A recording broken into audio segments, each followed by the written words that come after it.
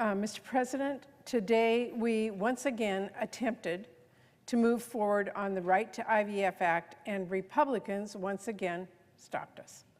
Now let's remember a few things about how we actually got here, because it is infuriating.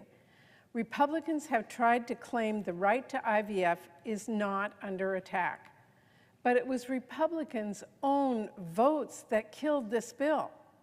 And it was the Republicans' own efforts to overturn Roe v. Wade and champion fetal personhood, which treats an embryo like a living, breathing person, that caused the chaos and uncertainty around IVF access, that caused women in Alabama to have IVF appointments canceled earlier this year, jeopardizing women's hope of growing their families and lighting on fire the thousands of dollars some of these patients spent ahead of treatment. And despite that hard lesson, to this day, there is still widespread Republican support for fetal personhood bills. To this day, Republicans own bills to supposedly protect IVF. They say nothing about fetal personhood and do nothing to make sure parents can dispose of unused embryos. Now, Democrats came forward with a bill that would actually protect IVF. Our bill, the Right to IVF Act, protects the right to IVF nationally, and it lowers the cost of IVF for families with stronger insurance coverage requirements. It also includes my bill to make sure more veterans and service members can access IVF services. And many of the same Republicans who have supported fetal personhood laws, the single greatest threat to IVF, are pretending this bill isn't necessary. Many of the same Republicans who are desperate to posture as pro-family and who constantly say they stand by our troops are saying we can't afford to help more military families get IVF. Funny how they're always game to shovel more money at tax breaks for billionaires, though, but I digress. Mr. President, Republicans voted this bill down again. They voted down protecting IVF again. They voted down making IVF more affordable again. They voted down helping service members and veterans grow their families again. And they did it fresh off another round of pretending to support IVF. They did it just as Donald Trump, the man who kicked all of this off, the man who proudly boasted that he ended Roe, is trying to say he's the leader on IVF. When Donald Trump says he is the leader on IVF, hear me on two things. First, he almost certainly doesn't understand what IVF is. Secondly, he doesn't understand what leadership is. You do not get credit for opposing a problem that you caused in the first place, especially when your party, the party you lead, won't let us solve it. The entire country just saw plain as day that Donald Trump is lying again and that nothing has changed for Republicans since they overturned Roe v. Wade. Nothing has changed for Republicans since the absolute heartbreak and chaos their extremism caused in Alabama. Nothing has changed for Republicans despite Trump's imaginary leadership on IVF and despite all the families who are calling for action.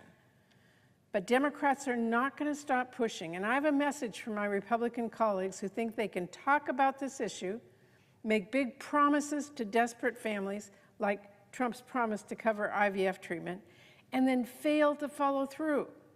I would urge them to think again and tread lightly, because that promise may just be an empty soundbite to Donald Trump, but it is so personal to these families.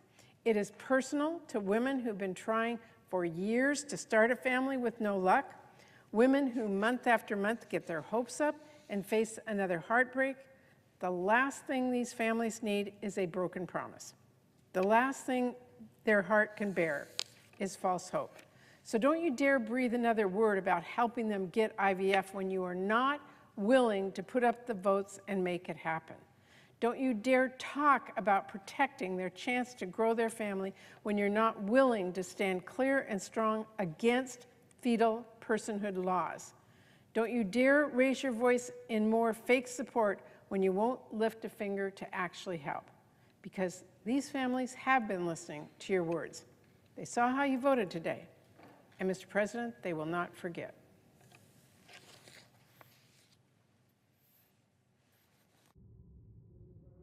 Senator from Hawaii.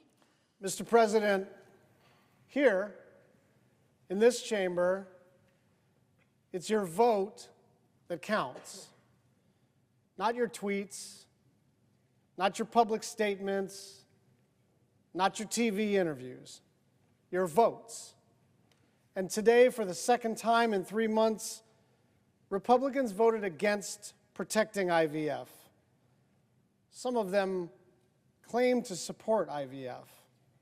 All of them profess to be pro-life. But given a chance to be both, they failed. Republicans are doing a lot of mental gymnastics to try to justify their cruel extremism on this issue. But let's be very clear about what the Right to IVF Act does. It protects every American's right to access IVF and lower the cost of treatments for families who need it. That means anyone struggling to start or to grow a family can undergo IVF without fear of interference or punishment by the government. And think about the fact that we have to make a law that says families should not be punished for trying to start a family. That's what this bill does. It says you should have access to this care and you cannot be punished for trying to start a family. It means providers can administer the treatment without worrying that they'll be thrown in jail or have their license taken away just for doing their jobs. And it means insurers can cover IVF without implementing absurd restrictions and onerous requirements that would make it all but impossible to access this miraculous treatment. What this bill is a common sense measure that is necessary precisely because of the environment Republicans created with the fall of Roe. An environment where over half of women of reproductive age in America now live in states that are hostile to abortion rights. And let's be clear, Republicans did that through their vessel of the United States Supreme Court. And so they can pretend to be for IVF, but vote against the bill that would actually protect it for good. They can pretend to be for life while also trying to restrict access to a miraculous treatment that creates life. They can pretend to have their own bill to support IVF when in fact that bill literally does the opposite. It literally does the opposite. Because here, it's your vote that counts. It is not your rhetoric. It is not your statement. It is not even your explanation. They voted no against IVF, and shame on them. I yield the floor.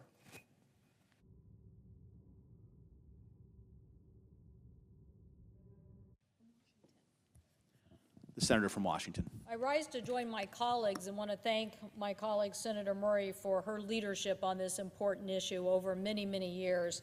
But I join my colleagues to say it's time to put partisan politics aside and stay out of family planning issues and leave that up to families in America. My colleagues on the other side of the aisle had an opportunity today to believe that women deserve the chance to start a family through IVF. The miracle for people who have been struggling with fertility challenges. In 2022, more than 2,000 new babies were born in the state of Washington, thanks to IVF. This is something we'd like to see every year, but as the court has struck down important issues and states have gone on various efforts to try to restrict women's access to health care and full reproductive care, IVF has even been questioned. Practically everyone knows someone who overcame the challenge, desperate to have a pregnancy and the sadness of infertility, and that's probably why 86% of Americans say that IVF should be legal. This afternoon, we voted on that right, the Right to IVF Act. That's what we were voting on, a straightforward vote. One of those that would just show the American people, the mainstream of America, that we agree with them. That's all we were trying to do, as people have punted around this very important right that now, because of actions by individual states, no longer seems to be guaranteed, and yet we all here could have cast a vote saying we wanted to protect it in voting for this act. It was an opportunity for us to ask our colleagues who previously voted against this measure to say that they actually agreed this time on IVF, to show that they mean what they say, not some version of a bill that basically curtails and makes it impossible for somebody to run an IVF organization. We have no time for that, no time for that. My colleagues' voting history shows that if you didn't support IVF before and you didn't support it today, I'm not sure what it is that you think you support. Democrats are trying to guarantee the access, and Republicans are blocking us. Democrats tried to guarantee the right to contraception, which 81% of Americans say should be protected, and Republicans blocked us. We tried to pass a law saying that you can't put a woman in jail for trying to leave her state just to get abortion care, and that was blocked. And we tried to pass a law saying that you can't put a healthcare worker in jail for performing abortions in their state where the procedure is legal, and Republicans blocked that too. And today, another block of just something very basic, the Right to IVF Act. So, reproductive freedoms of all sorts and family planning is under attack. We had a chance to speak as one voice and to talk about fertility treatments in the United States of America. Instead, families will continue to wonder what IVF is going to be available in the United States of America. Americans should have the access to these reproductive rights. Americans should have the freedom to decide for themselves when and how to have children, and they should have the freedom to use IVF for their families and to plan to start a family. This summer, I released a healthcare report along with my colleagues that talked about people who lived in red states where they were forcing people to travel to other states just to get health care. It was so sad and scary to find out that basically almost weekly, someone from Idaho was walking into a facility with a pregnancy complexity, only to be told, "I'm not going to see you," and then have them flown to a facility in Seattle. What kind of hardship are you putting on people? And then with great sadness, I read this article that came out late last night about the death of a young woman from Georgia, I'm quoting the article now, who died after waiting 20 hours for a hospital to treat her complications from an abortion pill that showed the consequences of the actions that we've passed, Donald Trump's actions, end quote. This is what we're doing to America. We are leaving reproductive choice up in the air. We are making women travel all over just to get care, and now we're telling Americans we don't even know if we believe in IVF. This nonsense has to stop. This is about families planning. This is about families planning for their future. It is not about politicians putting hardships on patients seeking health care and then turning them away and affecting their lives, and in this case, the tragedy of this young woman. I thank my colleague, Senator Murray, for helping organize us. I ask our colleagues, we can do better than this. They need to do better than this for the American people. I thank the President. I yield the floor. Mr. President, The Senator from Hawaii. I want to thank Senator Murray for her leadership on reproductive freedom issues and my colleagues speaking today in support of the IVF bill that we just voted on. Mr. President, once again, today, our Republican colleagues have shown us where their priorities truly lie. Despite insisting time and again how much they support the right to in vitro fertilization, or IVF, they just voted again, nearly unanimously, to block a bill providing that very right. For decades, IVF and other assisted reproductive technologies, or ART, have helped people who otherwise couldn't start families of their own. While some on the right like to depict IVF as some sort of new or untested technology, that is not so. The first baby delivered via IVF was more than 45 years ago, and since then, IVFs have helped bring more than 10 million babies into this world. In fact, as a state representative in Hawaii in the 1980s, I led the passage of a bill making Hawaii one of the first states in the nation to require health insurers to cover IVF treatment. And earlier this year, I met Dr. Lori Kamemoto, an OBGYN in Hawaii, who decades ago helped deliver the first baby born in Hawaii via IVF. But now, thanks to the chaos created by Dobbs, a whole range of reproductive rights, including the right to IVF, are on the chopping block. Look at Alabama, where the state Supreme Court invoked a, quote, fetal personhood, unquote, law to call into question the legality of IVF, effectively halting IVF treatment in that state. Despite the fact that more than 85% of Americans support IVF, Republicans here in the Senate have now on several occasions blocked our attempts to pass a bill to protect IVF treatments. Apparently, Republicans' obsessions with power and control over women's bodies and our lives knows no bounds. Republicans insist that support IVF, but refuse to protect access to IVF. They insist access to contraception is safe and they support it, but when given the chance, refuse to codify that support into law. Frankly, can anyone take Republicans at their word when they say they won't enact a nationwide abortion ban if given the opportunity? We can't, Mr. President. They've shown us who they are and just how wildly out of step they are with the American people. As Republicans continue on their anti-freedom, anti-women crusade, Democrats will continue fighting to protect the right to IVF as we work to ensure people can make decisions about their bodies, their lives, and their futures free from government intrusion. Thank you. I yield back.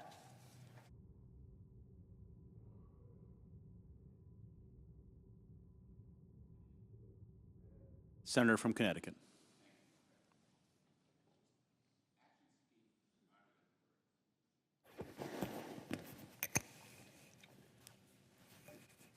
Actions always speak louder than words.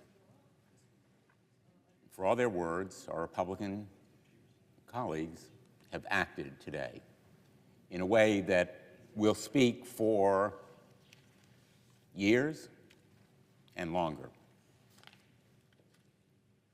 It will speak to Lisa, a constituent of mine in Connecticut. And I asked my Republican colleagues to listen to Lisa in what she shared with me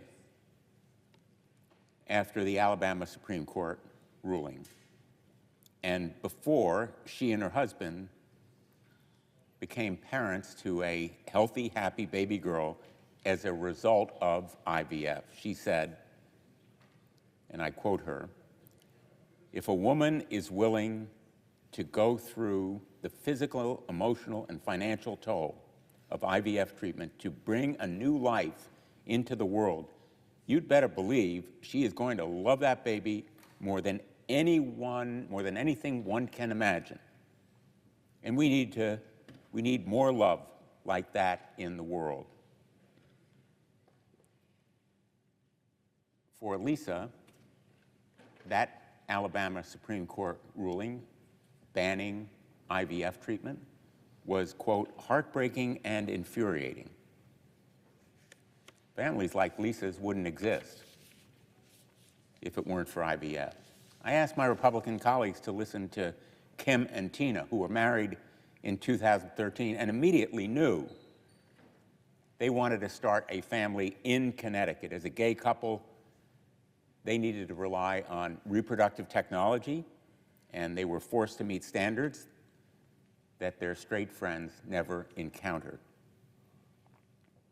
And IVF worked for them. They're now proud parents to twins, whom they call, quote, the greatest gifts of our lives. Interested in politics and government, trumpets and sailing, their gifts to the community, their friends, and their school. Listening to parents who have gone through the heartbreak and pain of infertility and who have found this miracle of IVF is not limited to Kim and Tina and Lisa. It is all of America who knows these stories in their own lives. Every American knows a couple that has tried year after year. And finally, if they are really lucky and can afford it, discovers the miracle of IVF.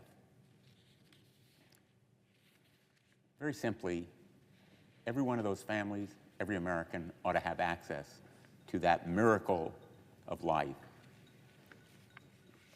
And yet, our Republican colleagues, even though their own constituents would tell them, if they were listening, about the reasons why IVF should be protected, have acted today, despite their words and their rhetoric, to block IVF protection. This scientific miracle is so immensely important, it ought to be non-political, non-partisan, non-controversial. There ought to be unanimity. And this vote is the second one. I believe in second chances. If we had wanted to be strictly political about this bill, we could have said, well, no second chance here. We're going to take you on that first vote because that would be the one politically advantageous. We gave them a second chance to get right on IVF, and they refused. I'm angry, I'm disgusted, most important, I'm sad, because this vote was an opportunity to tell American families, we're with you, we stand with you. We know how physically painful IVF is. We know how emotionally painful infertility can be. We know how great families want to build greater families with children who will serve our country, make it greater. The callousness and cowardice of our Republican colleagues speaks louder than words. And this vote will haunt them. It will haunt, at the very least, their consciences, or it should. We have the courage to stand with the American families who need and deserve IVF. Thank you, Mr. President. I yield the floor.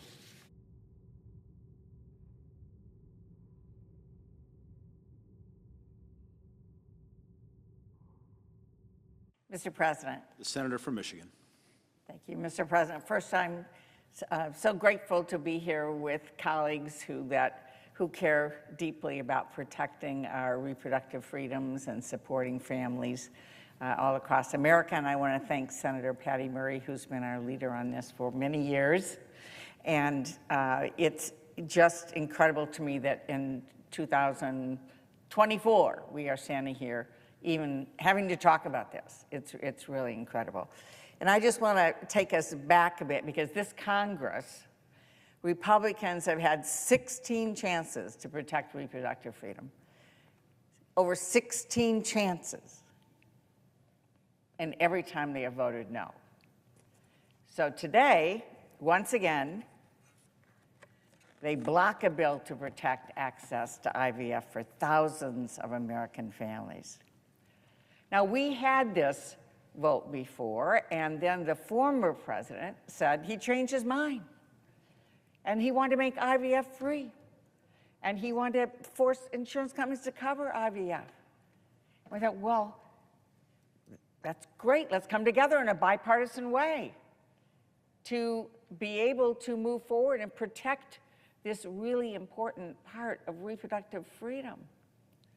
So we bring the bill up again. Now, I assumed that the former president was on the phone all last night calling our colleagues, calling all of our Republican colleagues. I mean, like he did for his effort to block and kill the bipartisan border security bill when he wanted to make sure that didn't go forward and he had an issue to run on. He was burning up the phones. Well, given what he said to the American people about his now support for IVF, I assume he was burning up the phones last night. Well, if he was, he wasn't very effective, and Mr. President, we know he wasn't. We know when he really wants something, what he does. When he really wants something, he's calling the Speaker of the House to say, don't support a bipartisan bill to continue the government, shut it down. But I bet there wasn't one phone call made last night to support this effort to protect a woman's reproductive freedom and the freedom of families to grow their families. Since the fall of Roe, Republicans have continued their assault on reproductive freedom. IVF, questions about birth control, of course, abortion access, and there are a whole range of privacy questions for women in terms of what happens during their pregnancies. We know that IVF is about allowing the freedom to have children. You know, if you struggle with infertility, it gives you a way, an effective way to start or grow a family.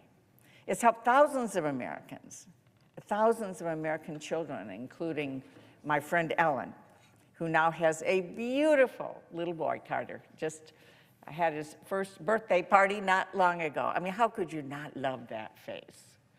Carter is incredible, and we are all so excited for Ellen and for Carter. That's the miracle of IVF, Mr. President. IVF has also helped Brittany from Holly, Michigan, start her family. After being diagnosed with PCOS at 16, she experienced fertility issues when she was ready to start a family.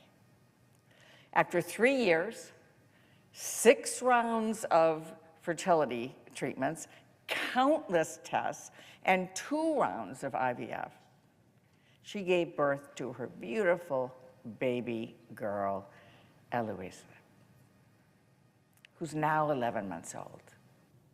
What a blessing.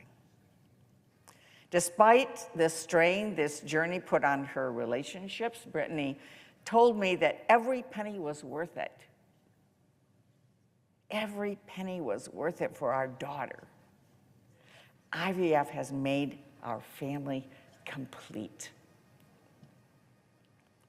And she's not the only Michigander who's been able to start a family because of IVF. When her husband was serving our country in the U.S. Navy, Sue from Brighton, Michigan, used IVF to bring her son into the world. At the time, She was an elementary school teacher, and her husband was deployed for months at a time. Her entire salary went towards the 7 rounds of IVF that were needed to have a successful pregnancy.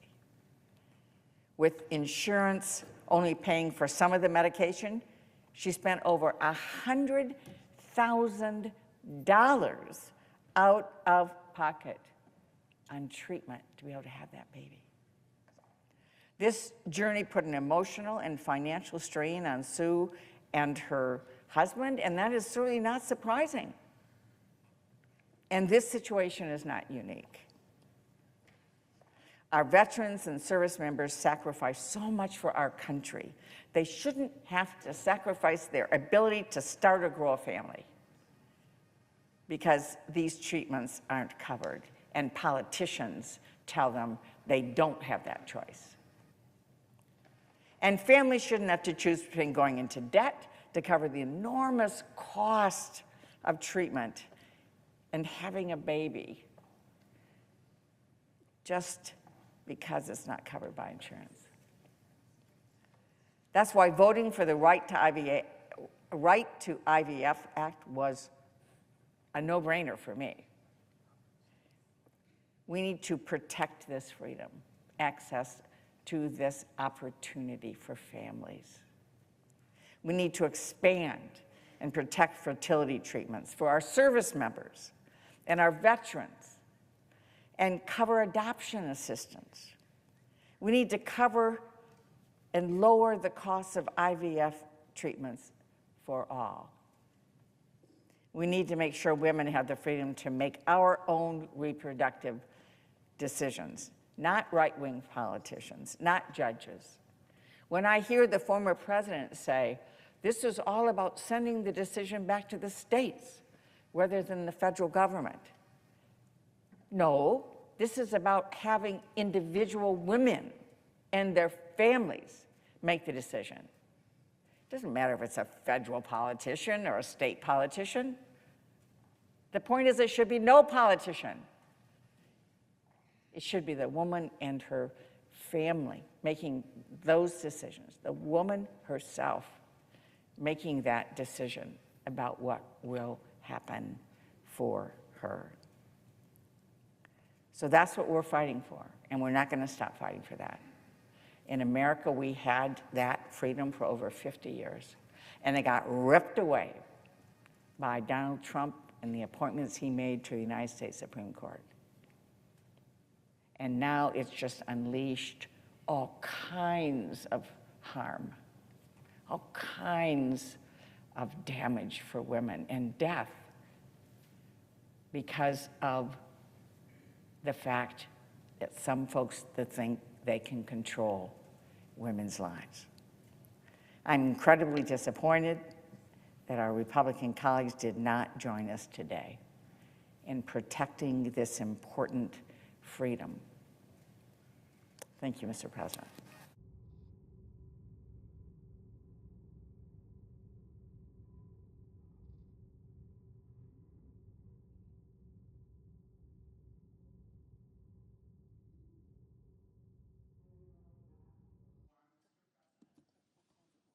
The clerk will call the roll.